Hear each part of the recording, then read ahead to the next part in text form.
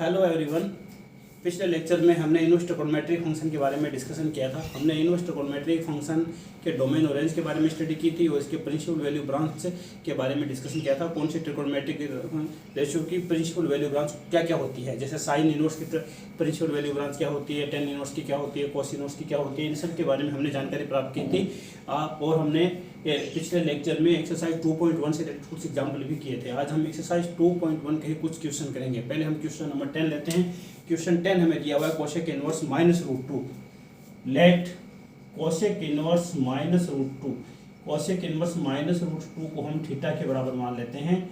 Then हम लिख सकते हैं कोसेक थीटा इक्वल टू -√2। हमें पता है कि ये कोसेक π/4 की वैल्यू होती है। Then cosec theta equal to आ गया माइनस कोसेक π/4। हम लिख सकते हैं इसको cosec theta equal to cosec minus π/4 and cosec pi plus π/4। ये हमने क्यों लिखा? हमें पता है कि कोसेक थीटा है वो फोर्थ क्वाड्रेंट और थर्ड क्वाड्रेंट में नेगेटिव होता है। तो फोर्थ क्वाड्रेंट के लिए कोसेक माइनस थीटा का मतलब माइनस कोसेक थीटा हो जाएगा और थर्ड क्वाड्रेंट के हिसाब से कोसेक पाई प्लस थीटा का मतलब माइनस कोसेक थीटा हो जाएगा। तो इस तरीके से हमारे पास थीटा की दो वैल्यू आ गई, माइनस π/4 एंड पाई प्लस π/4 यानी 5π/4। But π/4 divide by 4 not belong to minus π/2 से प्लस π/2, माइनस π/2 टू प्लस π/2 इस रेंज के अंदर नहीं है। देयरफॉर 5π/4 प्रिंसिपल वैल्यू नहीं होगी। देयरफॉर कोसेक इनवर्स -√2 के लिए हमारे पास प्रिंसिपल वैल्यू हो जाएगी -π/4। इसके बाद आगे हम नेक्स्ट क्वेश्चन लेते हैं, क्वेश्चन नंबर 11।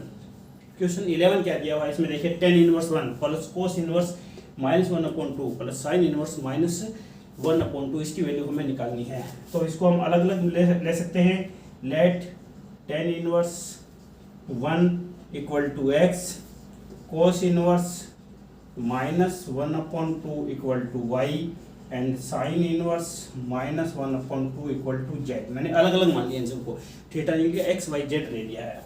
तो अब हम इसको लिख सकते हैं tan x equal to 1 tan के लिए π/4 की वैल्यू होती है। देयरफॉर हमारे पास x की वैल्यू क्या आ गई, π/4 होगी क्योंकि ये इसकी प्रिंसिपल वैल्यू ब्रांच के अंदर ही है। ये माइनस π/2 से प्लस π/2 में बिलोंग करती है। इसी तरीके से cos y इक्वल टू आ गया -1/2 हमें पता है कि cos 60 की वैल्यू होती है। तो हम इसको लिखेंगे π/3। cos जो है वो सेकंड क्वाड्रेंट में नेगेटिव होता है और थर्ड क्वाड्रेंट में होता है, लेकिन इसकी प्रिंसिपल वैल्यू ब्रांच के हिसाब से ये सेकंड क्वाड्रेंट में आएगा। इसलिए यहाँ पर cos y equal to cos 2π/3 यानी हमारे पास y की जो वैल्यू है वो 2π/3 आ जाएगी। इसकी प्रिंसिपल वैल्यू ब्रांच में 0 से पाई में है। इसी तरीके से sine inverse -1/2 equal to z है। तो हमारे पास आ जाएगा sine z equal to -1/2 equal to minus sine π/6। Sine π/6 की वैल्यू है ये, साइन 30 डिग्री की वैल्यू 1/2 होती है, साइन π/6 की वैल्यू है। अब हमें पता है साइन का भी हमने सवाल किया, फोर्थ क्वाड्रेंट में आएगा, नेगेटिव है क्योंकि प्रिंसिपल वैल्यू ब्रांच इसकी -π/2 से प्लस π/2 होती है। इसलिए हमारे पास z की जो वैल्यू है वो आ जाएगी -π/6। x की वैल्यू हमारे पास आ गई π/4, y की वैल्यू आ गई 2π/3 एंड z की वैल्यू आ गई -π/6। देयरफॉर हमारे पास क्वेश्चन था tan inverse 1 plus cos inverse -1/2, कोस इनवर्स -1/2 प्लस साइन इनवर्स -1/2। इसकी कंप्लीट वैल्यू हमारे पास हो जाएगी π/4 प्लस 2π/3 माइनस π/6। इसका एलसीएम ले लेते हैं हम, 4, 3 और 6 का एलसीएम 12 है। इसको हम सम कर देते हैं, मतलब तो ये हो जाएगा 3π प्लस 3π यानी 3π प्लस ये हो जाएगा 8π माइनस 2π। तो ये आ गया 9π/12 यानी इसकी जो वैल्यू है हमारे पास 9π/12 आ गई। ये हमारा क्वेश्चन नंबर 11 था। Please note down this is very important question. Please note down this is very important question. Exercise 2.1 जो है हमारे पास प्रिंसिपल वैल्यू से ही रिलेटेड क्वेश्चन है इसमें, तो सभी क्वेश्चन तुम इजीली सॉल्व कर सकते हो। इसके आगे हम इनवर्स ट्रिगोनोमेट्रिक फंक्शन से रिलेटेड कुछ प्रॉपर्टीज करेंगे। तो बच्चों अब हम इनवर्स ट्रिगोनोमेट्रिक की कुछ प्रॉपर्टीज के बारे में डिस्कशन करेंगे। पहली प्रॉपर्टी मैंने लिखी है sine inverse 1/x equal to है हमारे पास कोसेक इनवर्स एक्स। तो यहाँ पर x की वैल्यू क्या होगी, x is greater than equal to 1 and x is less than equal to -1। x की वैल्यू -x से कम होगी और x से ज़्यादा होगी। इसी तरीके से दूसरी प्रॉपर्टी हम लिख रहे हैं, cos inverse 1/x equal to sec inverse x। यहाँ पर x की वैल्यू की लिमिट क्या है, x is greater than equal to 1 and x is less than equal to -1। इसी तरीके से हमारे पास tan इनवर्स 1/x के लिए फार्मूला है equal to cot inverse x। यहाँ पर x है ग्रेटर देन 0, यानी x की वैल्यू 0 होती है तो यहाँ पर इन्फिनिटी हो जाएगा, तो x है ग्रेटर देन 0।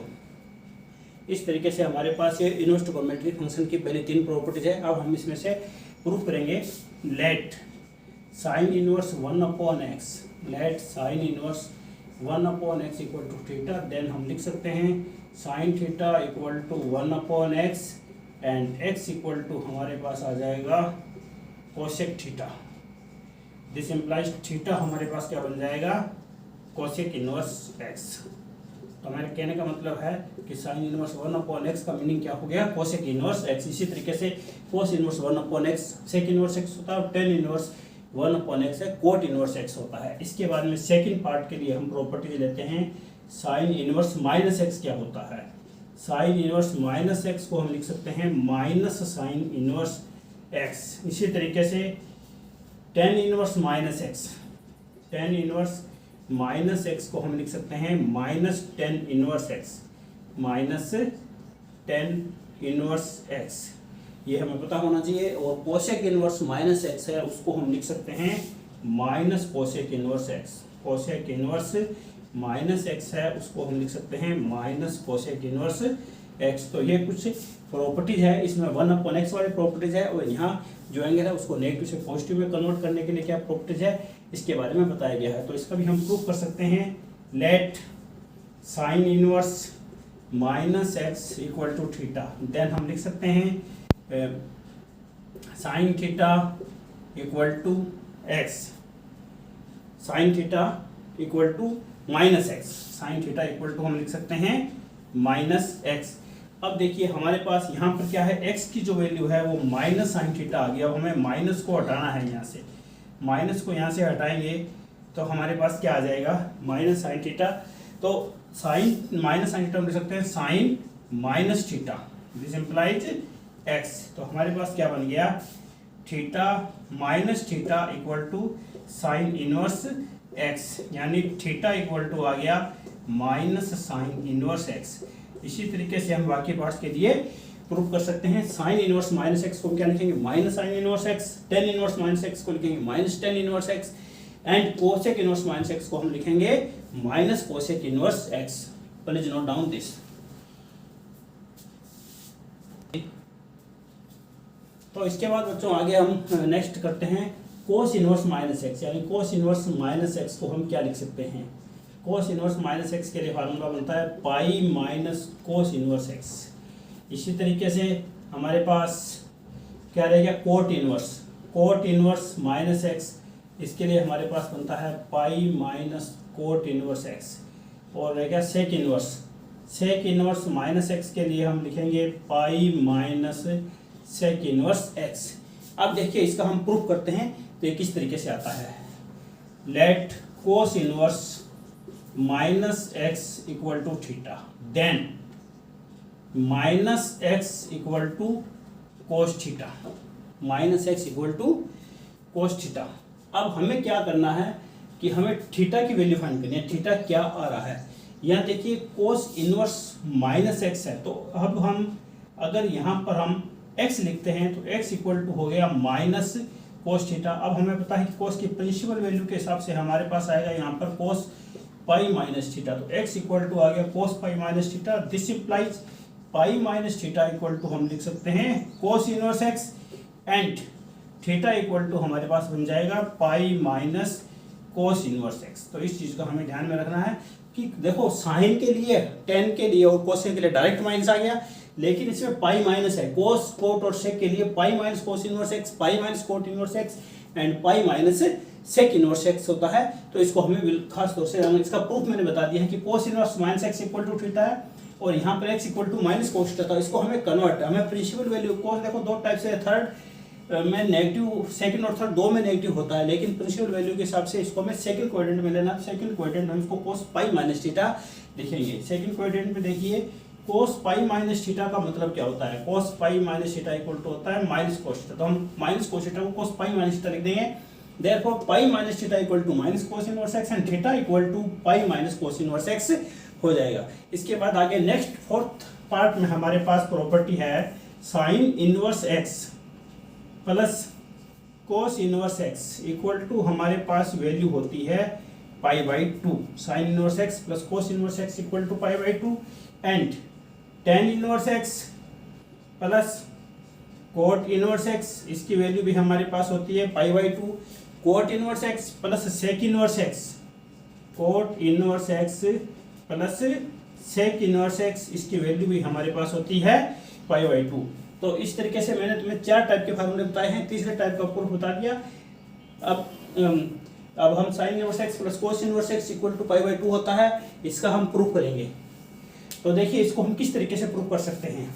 इसके प्रूफ के लिए हम लेंगे let sine inverse x equal to, हम लिख सकते हैं y, मान लीजिए sine inverse x equal to y, sine inverse x equal to हम लिख सकते हैं y।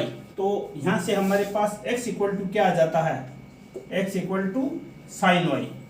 अब हमें पता है कि cos 90 minus theta sine theta होता है, तो हम इसको हम क्या लिख सकते हैं, cos pi by two minus y लिख सकते हैं हम इसको। This implies x equal to हमारे पास हो गया cos pi by two minus y. This implies pi by two minus y equal to हमारे पास आ गया cos inverse x. This implies pi by two equal to y plus cos inverse x, और y हमने क्या लिया था, sine inverse x, और यहाँ है प्लस कोस इनवर्स एक्स। तो देखिए sine inverse x plus cos inverse x की वैल्यू पाई बाई टू कैसे आती है, प्रूफ होगी। Sine inverse x equal to मैंने वाई लिया, तो x equal to sine y and x equal to cos 90। Sine y को हम लिख सकते हैं कोस 90 माइनस थीटा, तो यहाँ pi by two minus y cos inverse x and pi by two equal to y plus cos inverse x. Y क्या था, sine inverse x, तो sine inverse x plus cos inverse x equal to pi by two. इसी तरीके से हम proof कर सकते हैं tan inverse x plus cot inverse x equal to pi by two, cot inverse x plus sec inverse x equal to pi by two. Inverse trigonometric function से related कुछ properties है, प्लीज नोट डाउन दिस। आगे हम कुछ और property करते हैं। अभी यहाँ जो cot inverse x plus sec inverse है, कोट की बजाय कोसेक इनवर्स है, कोट ऊपर आ चुका है, यहाँ है cosec inverse x plus sec inverse x equal to pi by two. तो इसको भी हम प्रूव कर सकते हैं। ये इनवर्स ट्रिगोनोमेट्रिक फंक्शन रिलेटेड बहुत ही इंपॉर्टेंट प्रॉपर्टीज है, इन सबको आप नोट कर लीजिए। Okay, thank you for attending the class.